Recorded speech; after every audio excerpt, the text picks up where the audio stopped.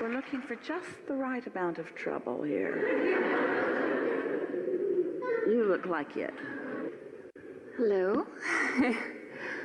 Oh, it took me all day to get here.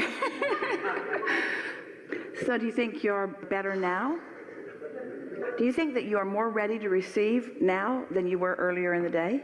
Yes, the answer is yes. Yes. So was anything amiss during all that time? So rather than it took me all day to get here, don't you want to say here at the perfect time? Yes. Yeah. Okay. I have one question. We have one answer. And you all know what it is. So this happened to me last time that I came here. I had a couple questions a few weeks before the seminar was coming up. And then as the seminar was getting closer, the question kind of dwindled, or the need to answer it or the urge behind it kind of went away. And then by the time I get here, I don't have a question anymore. Well, that happens to everyone, especially at this point in the program, because every question that you have has been answered many times already here. And so the thought about it feels different in the knowing form than in the questioning form. Yes. Think about that. The subject's still active within you, but what is absent is the not understanding. What's absent is the resisting. It goes back to the story that we told earlier about the woman who only thought she wanted something when she was feeling the discomfort of not having it.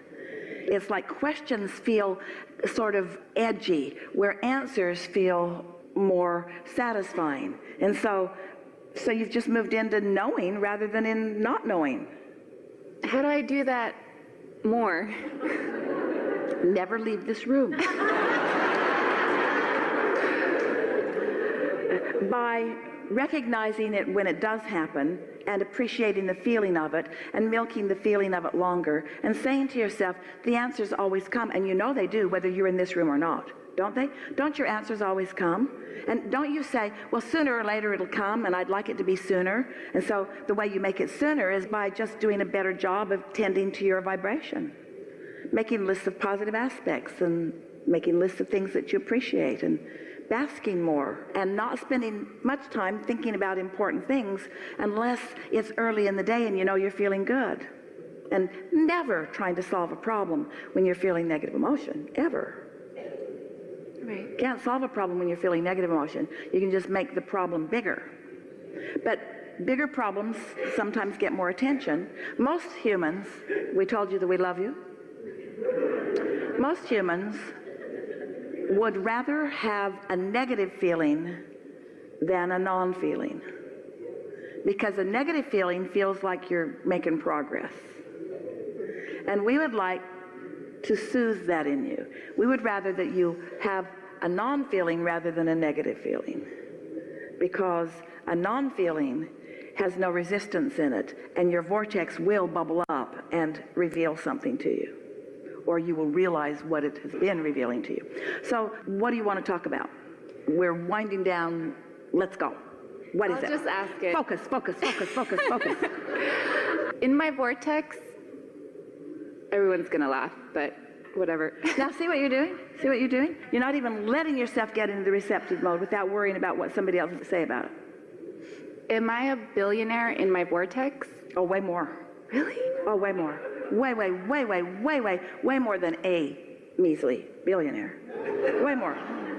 Vibrations turn to things, but those vibrations can't turn to things when you're still asking the question. You know, earlier when you said, I think I know the answer, and the difference between asking and not knowing and knowing. Mm-hmm. So you might want to practice what that feels like. What does it feel like to be wealthy in that way, to that degree? From your point of view, what does that feel like? Well, I went to a car show recently, and I saw all the really cool cars.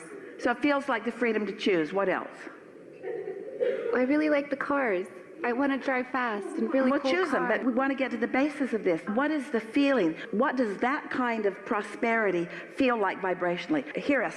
Look at us. We're trying to get you to take that billionaire that has turned to a thing, and we're trying to get you to feel the vibrational essence of it, which already exists. And you see, your inner being is as happy about the vibrational essence of it as it is the manifestation of it. But you're not.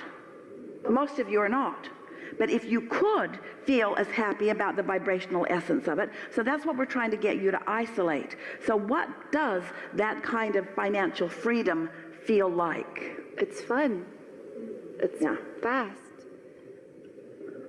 It's rich, it's unlimited, it's full, it's free, it's free-flowing, it's an ever-present sensation that I could choose.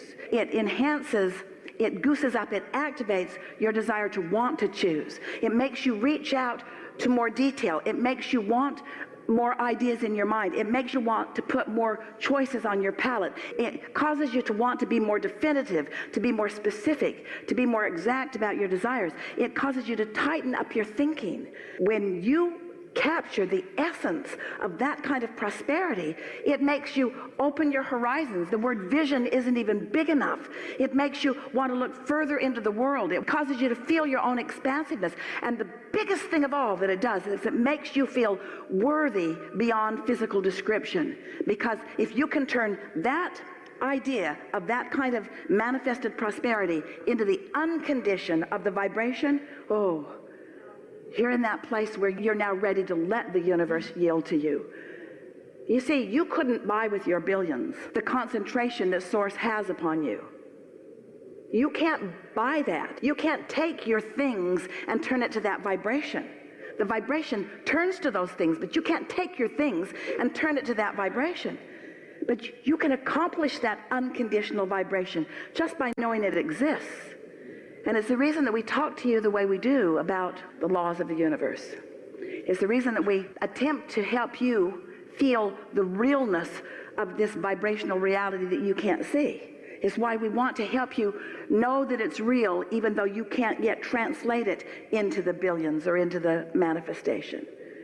So now that you are understanding a bit more who you are and why you're here, and that you are an extension of that, and that you are rich beyond physical interpretation, and that you are unlimited, and that the universe is responding to your every thought. That's how important you are. And as you begin to define your thoughts and to use the assistance of your inner being to feel where your thoughts are, and then you watch those fledgling thoughts turn to things, and those fledgling thoughts turn to things, and these even bigger thoughts turn into things, and these bigger thoughts turn to things.